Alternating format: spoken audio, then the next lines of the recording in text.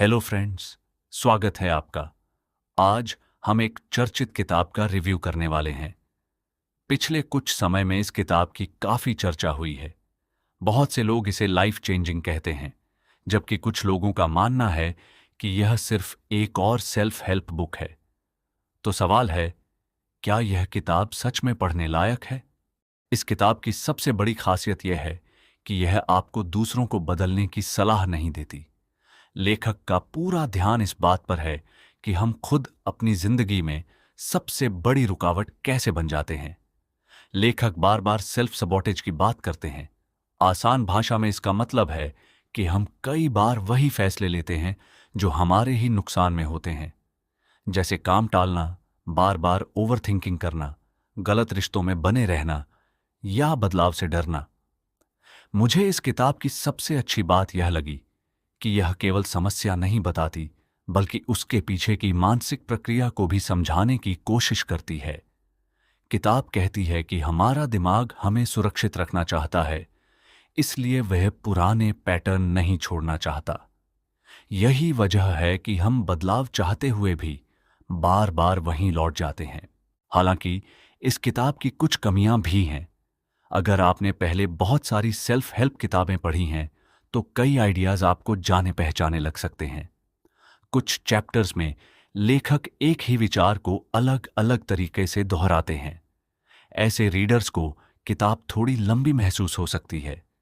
लेकिन अगर आप पहली बार इमोशनल हीलिंग, सेल्फ अवेयरनेस और सेल्फ सैबोटाज जैसे विषयों को समझना चाहते हैं, तो यह किताब काफी प्रभावशाली साबित हो सकती है।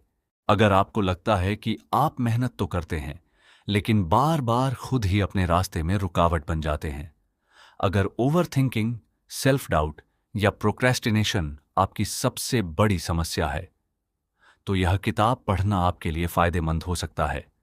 लेकिन अगर आप ऐसी किताब ढूंढ रहे हैं जिसमें 10 आसान नियम हों और तुरंत सफलता का फॉर्मूला मिल जाए, तो शायद यह किताब आपकी उम्मीदों पर खरी न उतरे। Final verdict.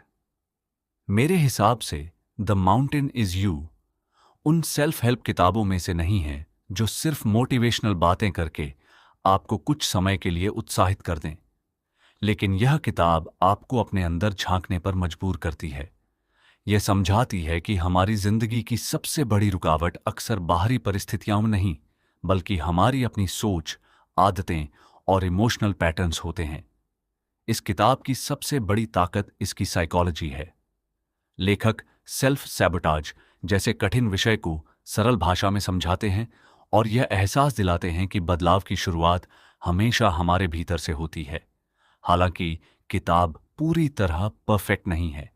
कई जगह एक ही विचार अलग अलग शब्दों में दोहराया गया है, इसलिए कुछ रीडर्स को यह थोड़ा रिपेटिटिव लग सकती है। अगर आपको सिर्फ क्विक टिप्स या इंस्टेंट सक्सेस फॉर्मूलाज चाहिए, तो यह किताब शायद आपकी पहली पसंद न बने। यह किताब हर किसी के लिए नहीं है, लेकिन जो लोग सेल्फ अवेयरनेस और पर्सनल ग्रोथ की जर्नी पर हैं, उनके लिए यह एक अच्छी और विचारोत्तेजक किताब साबित हो सकती है। अगर आपने द माउंटेन इज यू पढ़ी है, तो कमेंट में जरूर बताइए कि आपको इस किताब का कौन सा विचार सबसे ज्यादा प्रभावशाली लगा। और अगर आपने अभी तक से नहीं पढ़ा है, तो उम्मीद है कि यह रिव्यू आपको सही फैसला लेने में मदद करेगा। तो फिर मिलते हैं एक नए बुक रिव्यू के साथ। अगर रिव्यू अच्छा लगा हो, तो लाइक, शेयर और चैनल को सब्सक्राइब जरूर करें।